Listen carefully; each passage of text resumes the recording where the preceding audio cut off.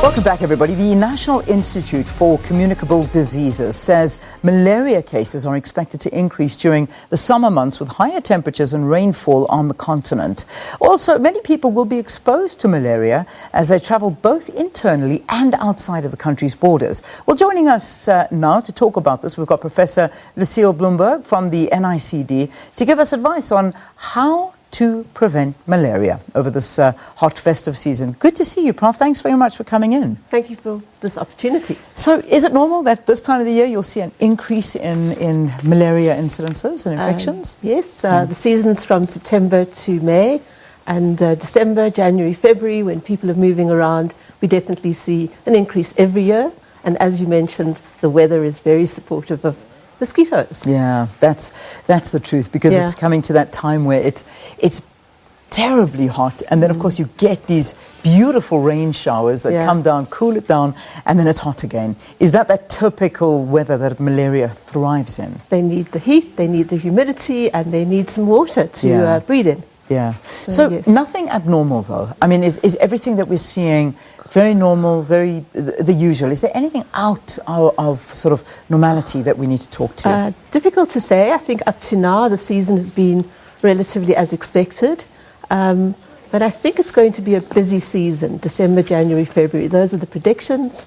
But yes, take precautions. Yeah. Don't be a victim. Don't be a victim. And I mean, when we talk to taking precautions, let's go through them, because a lot of people think, no, it's fine. You know, I'm okay. If I feel sick, I'll treat that symptom. But how do we prevent getting sick? Well, the mosquitoes feed on people, and they feed when the sun goes down to when the sun comes up.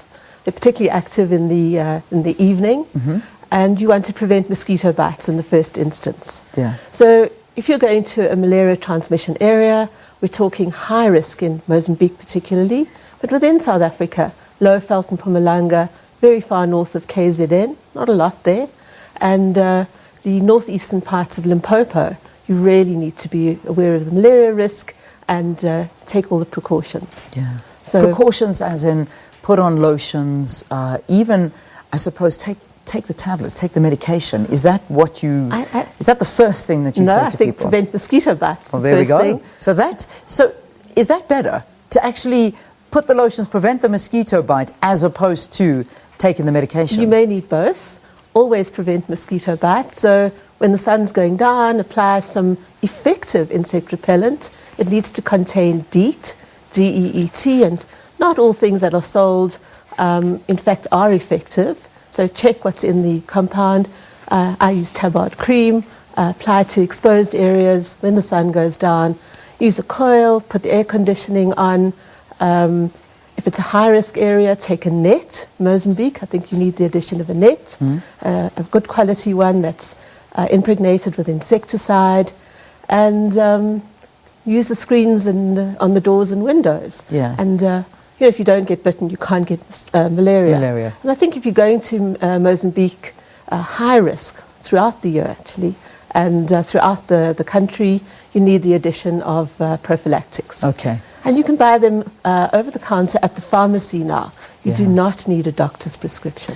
So I want to talk a little bit more about prophylactics and taking them, because some people feel, you know what, I'm actually just going...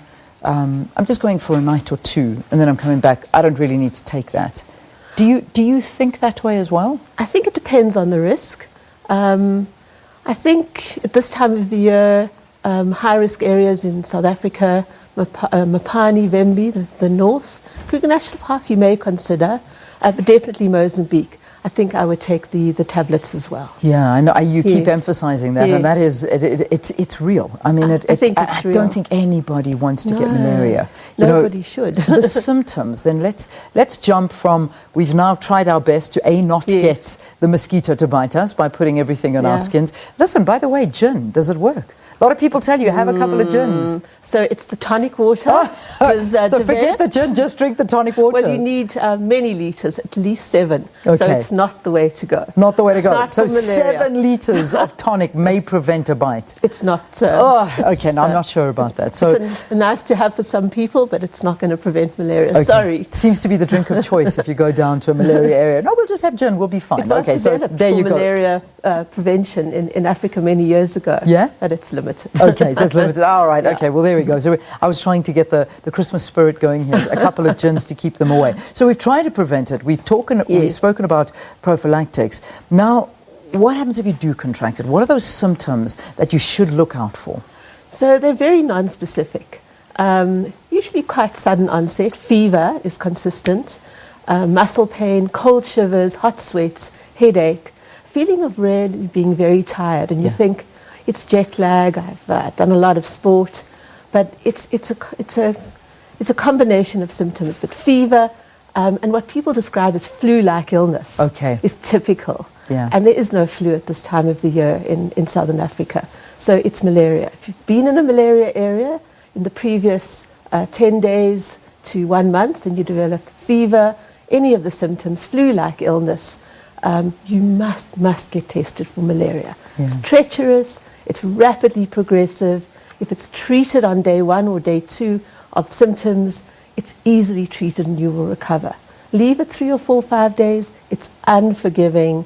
Yes, we have some treatment, but that's when people die. Okay. Complicated, difficult to treat. Yeah, this is good advice for anybody that is, you've come from the area that you know malaria is, and you start not feeling well, just go and check it out, because that's a life-saving appointment that you possibly are going to It's so make. easy. It's a blood test. There are rapid ones that are used in many clinics. It's a blood smear, results the same day. If it's negative, repeated, and tell your doctor or the nurse in the clinic you've travelled. Demand a malaria test, patient power. Yeah. That's what I believe in. Oh, I also want to talk about this.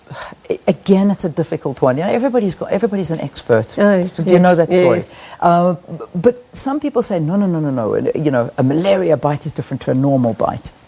So the malaria mosquitoes don't always make a noise. I think we have lots in Johannesburg. They're zzz. Yes. Those are not malaria mosquitoes. Okay, so that's a so good you good may sign. not even know. You may not see a mark where the bite is or a reaction. Depends on who you are. So, you know, that's not a good way of saying I may or may not have malaria. Yeah. And even if you've taken preventative treatment, even if it's a low-risk area, doesn't matter what time of the year it is, you must get tested, get treated, and everything should happen rapidly. Excellent. Yeah. So we've spoken before, and we've spoken about incidences as close to, you know, the areas like Pretoria where people have gotten malaria. I mean, I remember sitting and speaking to you about that, and you were saying, no, I don't think that's something to worry about. What's ever happened there? So malaria is in the traditional areas with a control program. It's actually been pushed back, particularly in KwaZulu-Natal, to the border areas. Very occasionally, an infected mosquito hops a ride on a minibus or a taxi or a car or gets into a suitcase, and if it's infected, and if it survives the journey, probably hungry when it reaches Pretoria, Johannesburg, we're on the malaria bus route, it can infect, but that is rare. There's no transmission here generally. These are isolated events, but they get missed because nobody thinks about it because there's no travel history. Yeah. That travel history to a malaria area is absolutely key to thinking and diagnosing and treating malaria. Yeah. Keep it on the top of your mind. Yes. There's some figures that have come out stating that malaria has actually dropped a bit in 2019. Do you know anything about this? I mean, is that a fact? So the malaria, the WHO malaria report, the World Malaria Report, reports on malaria throughout the world. Southeast Asia, I think it has dropped. Africa, it's done a slight increase compared to the previous year. So it's really all countries in Africa. I've mentioned Mozambique, people going to Zimbabwe, Malawi, Zambia, which are in our region, Namibia. You must consider preventing malaria and consider it in the diagnosis of fever on your return. Fever, flu-like illness. Yeah. I mean, Same theme. Statistics of death due to malaria, are they dropping, or is it still one of those big killers on the continent, one of the biggest? A major killer, Yeah. particularly in young children living in high transmission areas. South Africa wouldn't be regarded as a high transmission area, so we see deaths at all ages. There's no immunity. Deaths have gone down. It's really, the key is about awareness, seeking early treatment. Nobody should die from malaria. No.